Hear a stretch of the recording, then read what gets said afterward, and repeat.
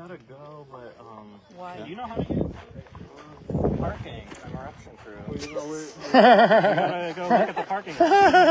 Oh man, I would quit right now. I'm kidding. No, they're not gonna be here for a little while. We didn't get text, did we? It was on NPR as I drove it.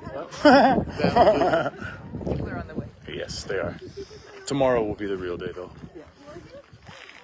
You guys set up in the morning. You're in business. It was just getting quiet today too for the first time. So Yeah.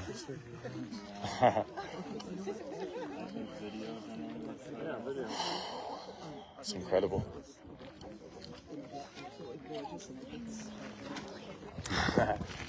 We're looking at what now is probably 295 acres of lava, minus the little island behind the fissure on the left-hand side. It's likely floating, isn't it? At this point, it pretty much is. I think that the area that the pond was in before is contained within that area, and the vent in the back there.